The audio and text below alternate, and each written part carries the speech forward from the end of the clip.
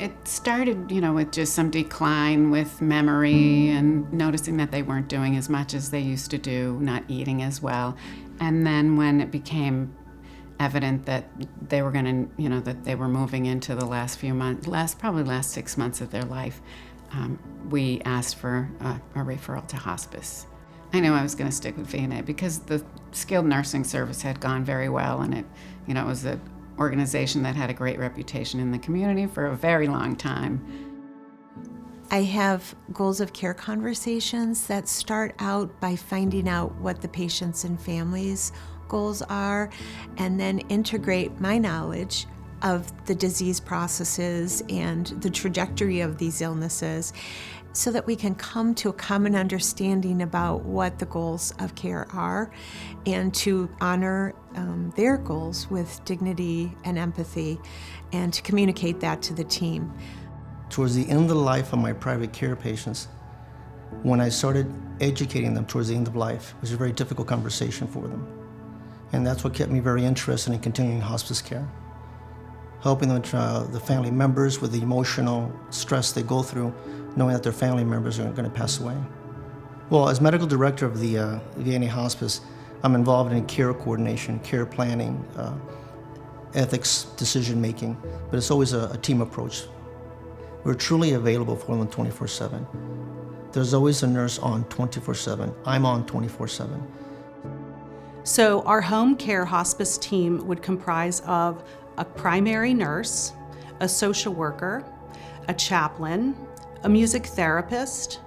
We have volunteers that can go and be companions in patients' homes, as well as our bereavement team, who offers bereavement for patients and families for 13 months after someone passes away. At the VNA Hospice, we can offer our hospice services wherever the patient might live, whether it's a skilled nursing center, an assisted living, or their home. As medical social worker on the hospice care team, we have a variety of different roles that we play, from providing therapeutic support and resources, financial resources in the community, care planning, working with the families through anticipatory grief. We're really there for the patient and the family and any caregivers who are involved in the patient's life to make sure that the patient's environment is kept as comfortable and calm as possible during that time. And I think one of the things that I've been most enlightened to is that death and the journey towards death doesn't have to be filled with grief and sorrow, that it can be really meaningful. So the grief work is incredibly meaningful. To be able to companion someone and be present for them in sometimes what's the most painful time in their life, having lost a loved one. I think grief comes in waves, like the ocean, and sometimes it can be a really small wave, and other times it can hit you hard and feel like a tidal wave. And so to be able to be with them, to help them keep swimming, it's a gift. When we're leaving this earth, we need to be held. And people can sing to us, and people can feed us, and people can take care of us, and we can leave in the same way we came in. And so to be able to give that to people, and then for me now, to provide the support through the sadness of that loss of that person, it continues the gift. We offer in-home hospice services as well as a different level of care called general inpatient at our McCarthy Care Center. The McCarthy Care Center is located in East Sandwich. We have beautiful grounds here, including a gazebo and a wooded area in the back. I've learned that when patients and families come to us, some patients don't have families, they're isolated, they're scared. The families are really exhausted from what they've gone through.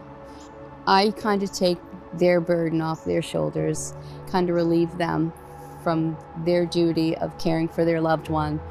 And I do all the patient care and support with the family so that they can rest and enjoy, get some sleep, and enjoy the last little bit of time that they have left with their loved ones.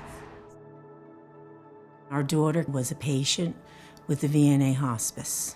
They gave us all the equipment we needed, the special bed, the special oxygen, the chair to help us get her in and out of bed, the tray, everything that we could possibly need, and was all done ahead so that she didn't have to experience the commotion. And when we got to a point where we weren't comfortable, that's when we talked about the next step, which was to go to the McCarthy Care Center. They were all there waiting for her. They had her beautiful room ready. It was just like she was treated like a queen. And as soon as they got her settled and medicated, it was like a sigh of relief that I wasn't responsible anymore for her pain. That was a blessing. Those were a true testament of having these angels on earth. I think oftentimes people think of hospice care as a person who is dying.